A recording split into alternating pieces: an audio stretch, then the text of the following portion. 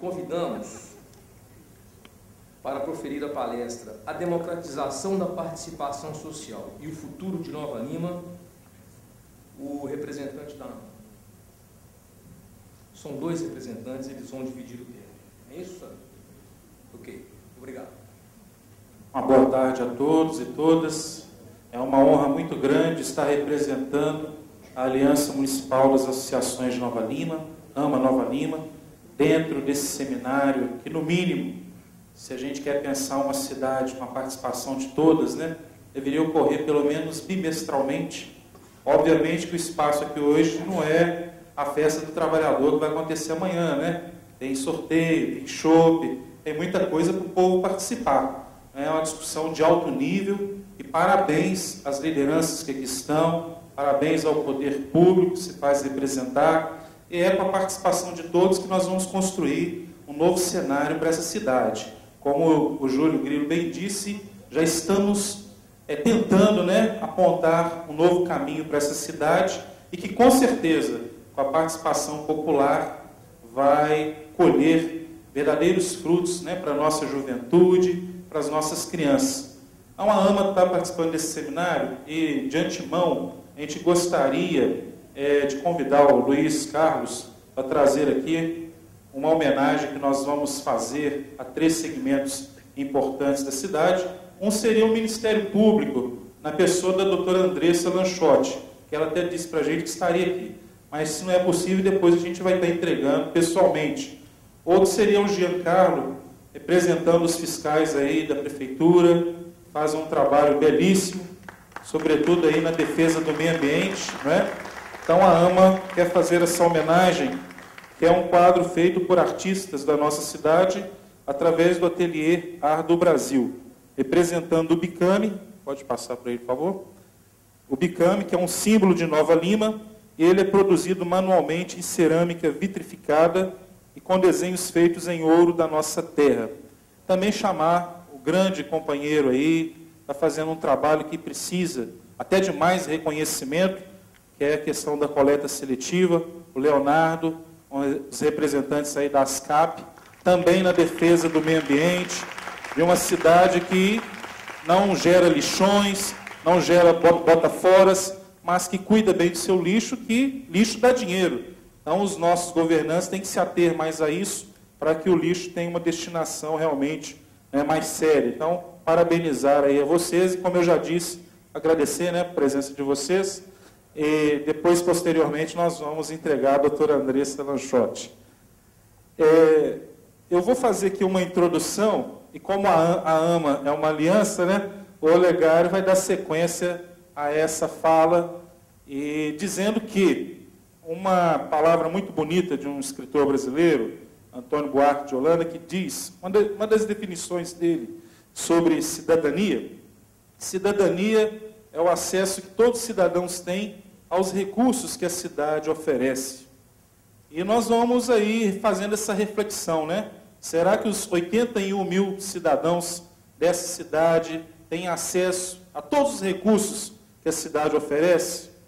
Se a resposta for negativa, a gente vai perceber que a gente precisa evoluir muito em cidadania. E como o nosso tema é questão da democratização social, é importante dizer que essa cidadania, essa democratização social só vai acontecer realmente quando cada cidadão, cada cidadã, e nós estamos aqui passando essa mensagem para todos vocês, como foi perguntado aqui na parte da manhã, né? Como fica o futuro das nossas crianças, é que nós possamos, apesar do nosso trabalho, apesar da nossa família, do nosso dia a dia, que cabe tanta responsabilidade por parte de cada um de nós nos comprometamos com essa cidade, né? Nós entendamos a nossa rua, o nosso bairro, a nossa cidade como uma extensão da nossa casa. E é lamentável ver tantas situações ocorrendo em nossa cidade, como foi lembrado pelo Marcos Landa, né?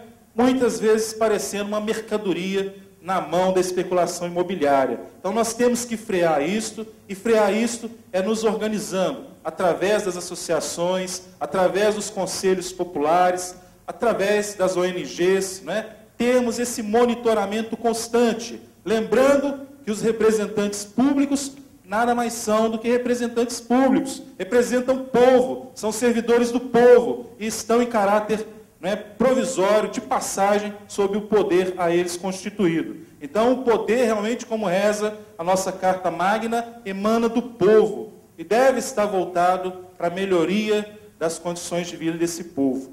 E, às vezes, nos preocupa muito, enquanto movimento social, é que há temas latentes, né, que precisam até de uma urgência de serem resolvidos, e, às vezes, né, em vários lugares desse país, a gente vê, né, governantes, representantes públicos, que dizem, nós estamos fazendo projeto, nós temos todo o esforço, mas a coisa só vai mudar, realmente, quando nós nos organizarmos e mostrarmos aos nossos governantes que mais do que projetos, mais do que palavras, mais do que, né, mensagens bonitas, é preciso ter vontade política. E eu creio que se houver vontade política, cada dia mais, essas cadeiras do teatro estarão lotadas, nós precisaremos ir lá para o campo do Vila, ou para a praça pública, para o povo realmente fazer política. Acho que se o povo também, né, muitas pessoas do segmento social não têm se interessado por questões como a de hoje, é porque, infelizmente, a nossa política está com muito descrédito. Então, cabe a nós resgatar o crédito da nossa população. Nova Lima é uma cidade de grandes riquezas, temos aí um orçamento de quase 300 milhões de reais, não é? Então, temos que, de fato, mudar os rumos dessa cidade com a participação popular. Então, vou passar para o nosso companheiro Olegário, que a intenção é que ele falasse um pouco também da vida dele enquanto conselheiro da cidade e das transformações que os conselhos de Nova Lima também precisam passar. Obrigado, gente. Boa tarde a todos. Eu sou o Olegário Aganete, da Casa Cidadania e Diversidade, conselheiro da cidade de Nova Lima, conselheiro da cidade, né? Então, eu gostaria de descer um pouquinho para cá, porque eu vou passar umas transparências e quero não extrapolar o tempo que foi estabelecido para nós, e como a gente dividiu esse tempo, eu vou ter que refazer um pouco dessa minha fala, porque o tema, ele, de uma certa forma, ele precisava, ou ensejaria que nós fizéssemos uma discussão mais ampla a respeito dos conselheiros da cidade. Eu vou rapidamente só mostrar para vocês ali o Pacto Político da Constituição Federativa de 88, mas lembrando antes que Nova Lima já tem uma tradição de democratização, de participação de movimentos sociais. Nós já tivemos aqui, desde a década de 30, os movimentos sindicais, em que nós tínhamos aqui o sindicato dos operários, que era o sindicato de baixo, e o sindicato dos patrões, que era o sindicato de cima. Quer dizer, Nova Lima já tem uma tradição dessas questões, e movimento da JUC, da JOC, a questão da Revolução aqui teve questões fundamentais. E ali estão, eu nem vou ler, porque todos já devem ter lido, constituem objetivos fundamentais da República Federativa do Brasil, esses 4 itens aí que vão exatamente levar à concepção e constituição dos conselhos municipais, estaduais e da nação como um todo. Por favor, vamos passar a planilha. Eu queria que passasse esse assunto, eu vou pular, era um texto que tinha pensado para trabalhar, mas como o tempo urge, vamos passar para frente e falar sobre a sociedade civil, a coalizão e a descentralização. Nesse aspecto da coalizão da sociedade civil, eu acho que, aliás, foi muito para frente, tem que voltar uma planilha, por favor. Isso. Mais uma, por favor. Volta mais uma, por favor. A representação. Não, quero entrar na representação, por favor. À frente. Vamos lá, isso. A representação da sociedade que tem lá, olha. A representação comunitária no auxílio das políticas setoriais, elas podem conferir. Hoje de manhã nós vimos o doutor José Carlos Carvalho falar sobre a questão da descentralização, e ele falou que isso é até um mantra. A questão fundamental na política brasileira hoje está exatamente no perfil dos homens públicos que nós temos atuando na vida pública nacional, tanto no poder executivo, quanto no poder legislativo, quanto no poder judiciário. Nós temos tradicionalmente um Estado centralizador, um Estado autoritário, que gerou em todos nós essa concepção de que o governo é uma coisa e que o povo é outra. Na realidade, o governo é legatário residual. Reside nele a condição de governar que nós, os cidadãos, conferimos ao governo. E o que é que a gente percebe normalmente? Quando esses governos se instalam, de uma maneira geral, eles, por terem passado talvez por campanhas trabalhosas, onerosas e difíceis, eles acham que chegar e tem que mandar geral, né? Tem que mandar geral, e naquele concepção dessas coalizões que são feitas para compor esse governo, muitas vezes tem troca de secretarias, há uma série de questões fundamentais nessa composição de governo, e essa coalizão muitas vezes impede um fluxo maior de aproximação do governo com a sociedade.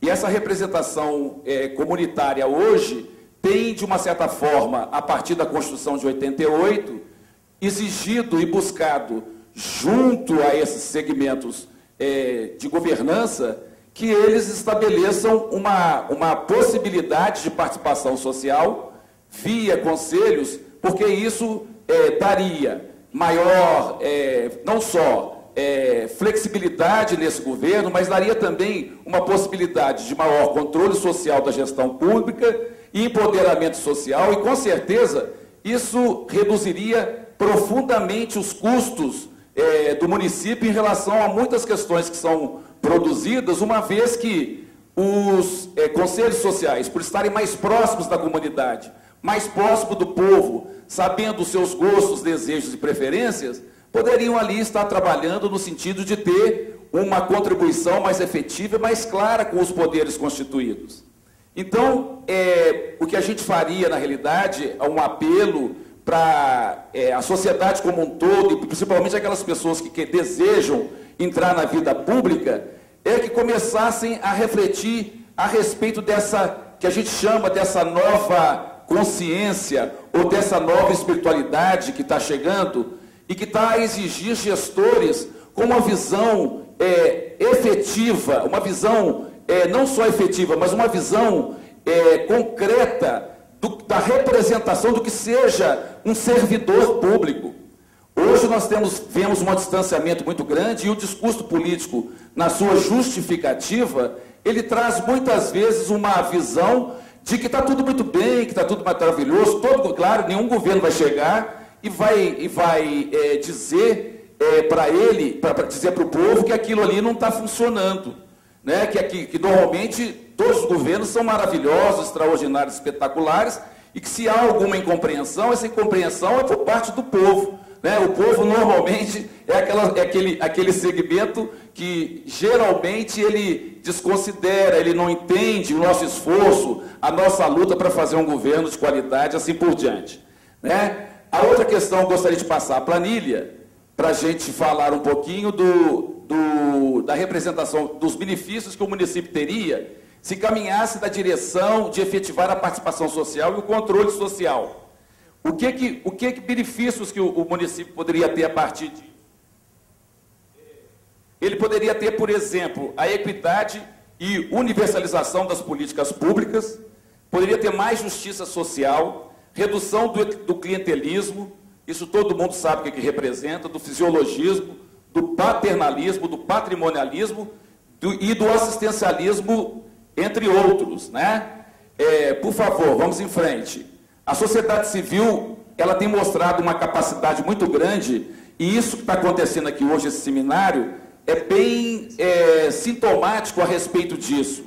Esse seminário demonstra uma certa necessidade que a sociedade está vendo, fazendo coalizões entre várias associações, como nós vimos aqui. O Júlio falou a respeito disso hoje pela manhã. Nós estamos aqui com entidades de classe, estamos com ONGs, com representantes dos condomínios de vários bairros, tem 28 associações que se uniram, e vocês imaginam que isso aconteceu por quê? À toa? Não é. Há uma razão muito clara para a gente